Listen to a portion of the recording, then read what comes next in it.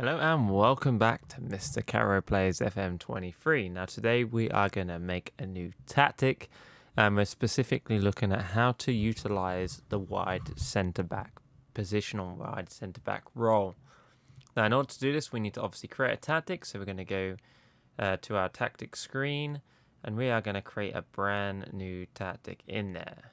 Now we're probably going to do what we've done in a previous video, and that's simply start from the bottom and create our own tactic role in here. Now within this kind of notion, I'm probably just going to just pick one randomly, just do a 4-4-2, and then we'll obviously move players around within that tactic. So we're looking at it like this, okay?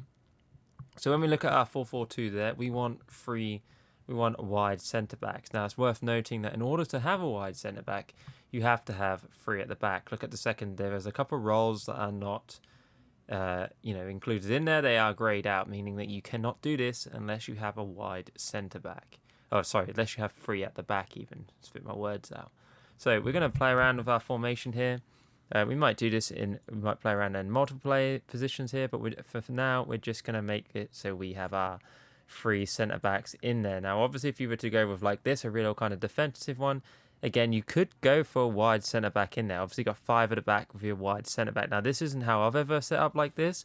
Obviously, you wouldn't have the formation in front of that like that. But it's a very defensive-minded formation in that sense, okay? So what I would tend to do if I was to do a wide centre-back is wouldn't be using these fullbacks. I would be maybe putting like this. Don't worry about the positions that we're actually setting within this. At this point, we can kind of clear out our team, if you like, and then we can look at that afterwards. And then we want to kind of do that. So at the second, you can see that we have kind of a formation.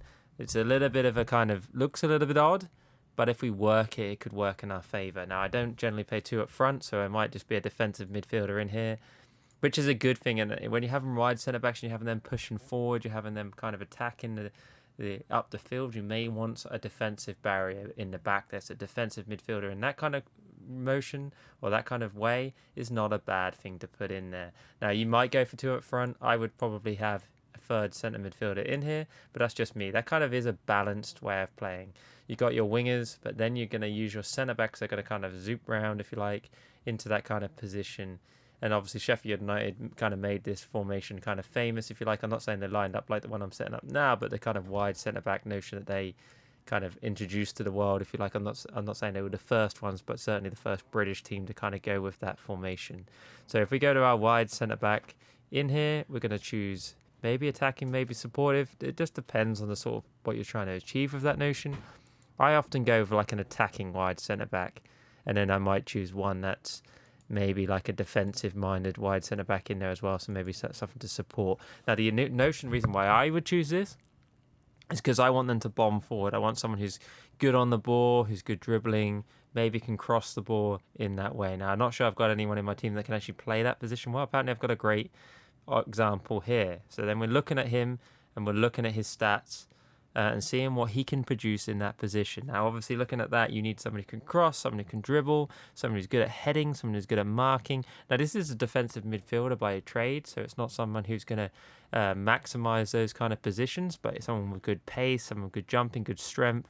All of those are attributes that would work well with this kind of attacking wide centre-back. Now, if we were to play around with his settings in there and we were to go in and we were to choose our supportive, you can see that other attributes are now selected opposed to that, okay? So it's the whole notion that we are choosing that and working with that. And if we go into it, you can now see that it's, the main job of a wide centre-back is to stop opposition attackers from playing the ball clear from the wide danger when required. And then it gives kind of like a standard notion of what, each role helps within the role, okay? So in other support midfielder. If you're going attacking, we go back to that again, sorry about that. If we go back to that again, attacking role is make more regular overlapping and underlapping runs to create a 2-on-1 situation, higher tendencies to dribble with the ball. Now, attacking for me is probably the one I would use more often than not. I'm not saying I'd have both my centre-backs as attacking wide centre-backs, just because I don't know if that would leave you a bit lapsed at the back. But if I was to go with this kind of notion and this is how I wanted to play, I think I would want that. And that's definitely what they did at Sheffield United with the centre-backs there. I think it was Egan, one of the centre-backs. They did go with this 2-on-1. They were creating that kind of forward. And actually what that looks like in motion, if you like, is in you kind of end up with I'm using the mouse to try and track this, you kind of end up with your player kind of end up in here, trying to create that last line of attack, if you like, in terms of trying to, he's not going to push all the way forward, but is creating like almost an extra playmaker in there. And certainly in formations where you haven't got a player who can break down a defense, and sometimes you find that you need that one player to kind of do that. Like a wide centre back is a crucial element within that. Okay, you can obviously have your wing backs if you didn't want wingers, that would work as well, and maybe you'd want them to overlap. So if you were to go, for example, let's just do a demonstration purpose here. Go here. You may want them to, him to bomb forward, him to then kind of follow around and then overlap to kind of create that opportunities across. Now, I've got a great example, and I'm going to show you a team where this has actually worked well, or a team where I've used this in my Bulgarian save. So I'm just going to flip forward to that. With the power of YouTube, it will return, and we'll see exactly what that looks like in principle. Okay, we're back, and look at the difference in this formation. This is a formation that has been successful, and I did use wing backs within this. And now I will point on the left side of midfield defense specifically within this, because this is the reason why it worked quite successfully, and also the reason why I used this. I didn't originally have a formation with this team like this. It was that Strap and also Bruno. They're both native fullbacks, if you like. They're both wing backs by trade, but Strap can also play as a centre back. So I figured, I've got two quality wide players in this team. How can I utilize this and get the most out of this team?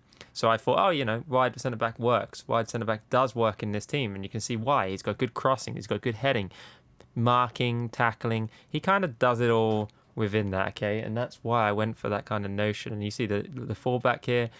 He's bombing forward, he's dribbling more, he's shooting more, he's creating those opportunities within that team. And if we look at our possession and we're looking at a formation already made, I didn't go for overlaps, but maybe that's something that you would choose to do. You'd want your centre back to overlap round. I'm not certain how that works in practicality, but I'm sure it would work, okay? And that's effectively what I'm trying to put forward today, the idea that you can utilise your wide centre backs.